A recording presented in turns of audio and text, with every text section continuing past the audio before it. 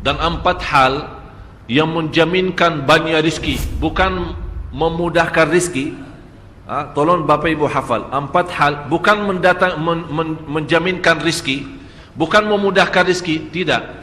4 hal mendatangkan rizki kemari.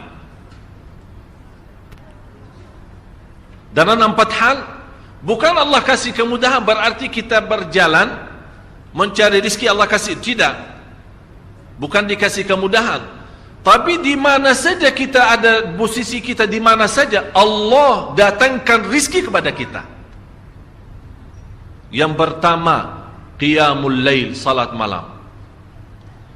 Yang kedua, berbanyak istighfar waktu sahur.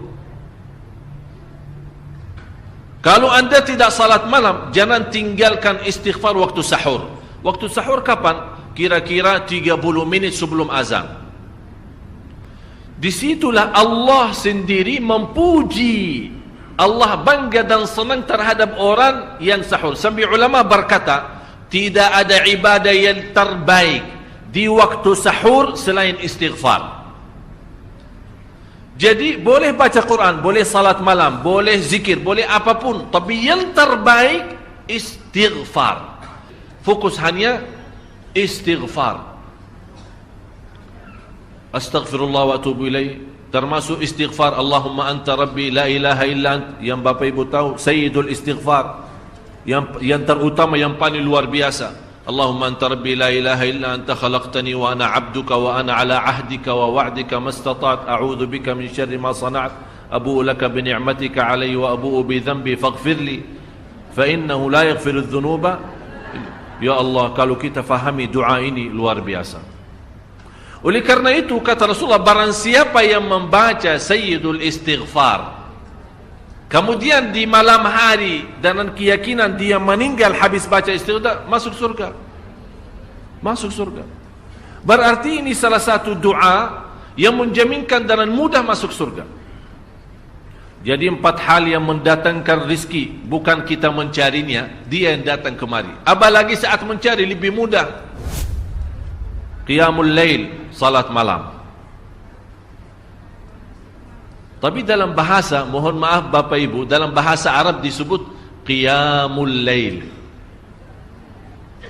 bukan salat. Tapi kalau diterjemahkan dalam bahasa kita salat. Tapi kenapa di situ qiyamul lail? Diberikan qiyamul lail, qiyam artinya berdiri, berarti lama. Saking lama berdiri dikaitkan jadi qiyamul lail. Qumil laila ya ayyuhal muzammil. Apa terus?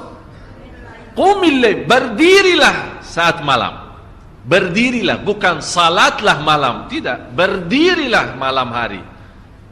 Itu dahsyatnya di situ berdiri. Qiyamul lail. Yang kedua, berbanyak istighfar. Yang ketiga, berbanyak sedekah. Sebenarnya bukan istilah berbanyak sedekah. Kadang-kadang orang bersedekah 100 juta, udah saya sudah bersedekah 100 juta. Bukan itu. Bukan yang dimaksud berbanyak sedekah itu dari sisi uang itu banyak atau sedikit, bukan. Yang dimaksud rahasia sedekah, ta'ahudus sedekah, istiqamah bersedekah. Istiqamah itu tidak menjadi masalah besar maupun kecil, itu tidak menjadi masalah. Karena bagi Allah tidak ada artinya besar maupun kecil, kita tidak memberikan kepada Allah, karena Allah Maha Kaya. Tapi rahasia sedekah itu kita terus menerus sedekah, siang, pagi, malam, siang, pagi, malam, pagi, besok, terus minggu depan, tidak pernah berhenti. Setiap ada kesempatan selalu kita membawa sedekah. Itu namanya ta'ahudus sedekah. Ta'ahud kalau dalam bahasa sebuah janjian, seolah-olah kita ada kontrak kerjasama antara diri dengan apa? Dengan sedekah. Itu kata ta'ahud, ahad, berjanjian. Saya berjanji, seolah-olah ada berjanjian antara kita dalam sedekah.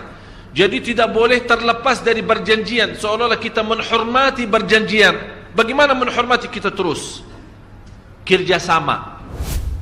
Kita beri, Allah ganti berkah sedekah. Kita beri lagi, Allah ganti masih terus. Kita beri, masih Allah terus ganti. Itulah dahsyatnya sedekah.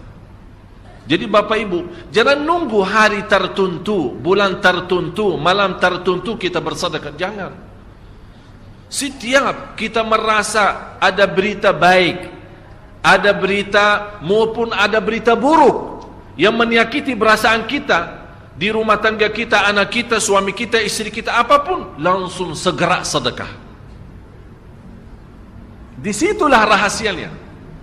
Ikatkan seolah-olah kita sudah membuat perjanjian antara diri dan sedekah dalam segala hal, hal senang maupun hal tidak, hal bahagia maupun hal sedih, hal bangga maupun hal lagi menghadapi kesusahan, kesulitan, selalu sehat dan sakit. Terus yang keempat, zikir, berzikir pagi hari dan sore hari. Berzikir pagi hari dan sore hari. Ini 4 hal Bapak Ibu. Berdiri malam hari, itu yang namanya tahajud, banjanya atau lamanya berdiri. Berbanyak istighfar waktu sahur. Yang ketiga, berbanyak sedekah.